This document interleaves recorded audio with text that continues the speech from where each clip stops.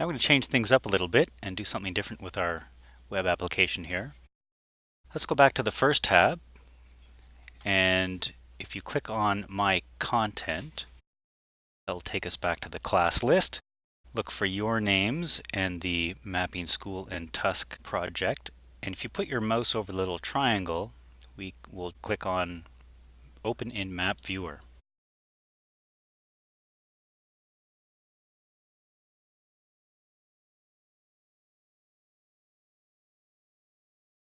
And we're going to change the base map. So if we click on base map, there are some choices here.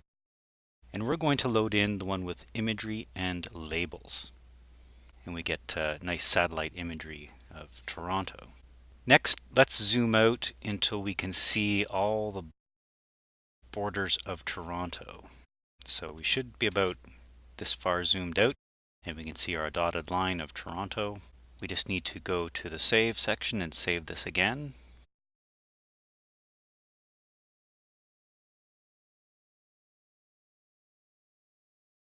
Come back over to the Elevations Profile tab.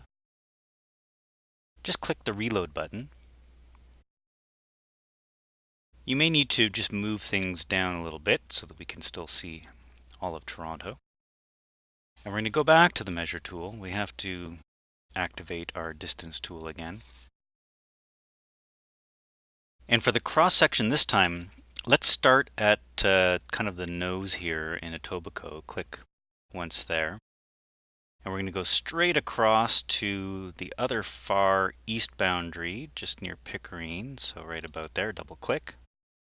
And we have a very interesting profile of Toronto here.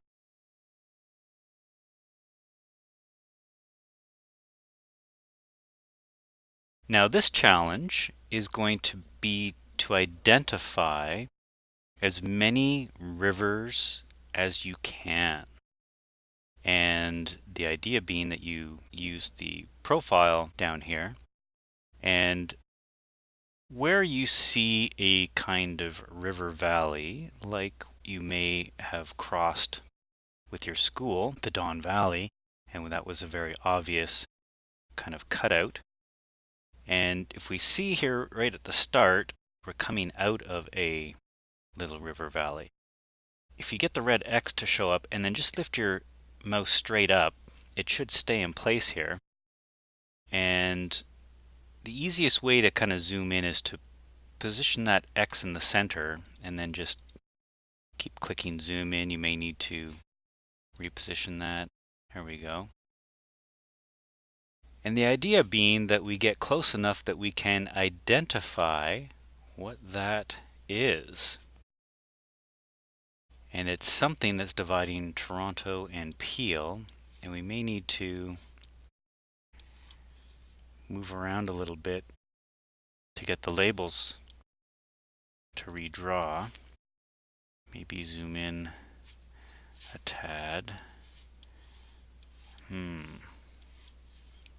What is this thing called? There are no labels. So you might have to sleuth around a little bit. Here's a hint. Here's Little Etobicoke Creek coming in. So this one is probably Etobicoke Creek. But we should be getting close to the lake here. And they haven't once told us what that is. But I think from that clue that it's probably Etobicoke Creek. And maybe if we go back up to where our X is, maybe they'll be kind and label it somewhere up here. All right. Well, we're at the mercy of the mapping service here. But if it's not obvious what it is, just identify it as unknown river. And if you take a look at the back of your worksheet, we've got some information that we want to record for this particular spot. So first of all, what's the elevation? Well, we can see right here that it's 141 meters. What's the distance? And that means the distance from 0, and this is at 0, so we'll say 0 kilometers. And then the name, I'm pretty sure it's Etobicoke Creek, but again, if you can't figure it out, you can put unknown. Then take a look at your profile and just keep exploring. You can say, I'm suspicious about this one. And again, I'm keeping my mouse up at the top here and then just very carefully moving it straight up to keep the X at that location. And we can just drag along our blue line here until we find it. Okay, what is in here? And I can see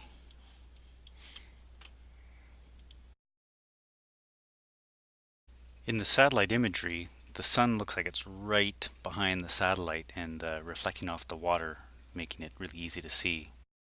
Ooh, look at that. Wrenforth Creek. So that's something that we could put for the second one, Wrenforth Creek. We can see that it's at 145 meters and the distance is approximately 1.75 kilometers. So we can put that information in and I'll let you and your partner continue finding as many rivers as you can.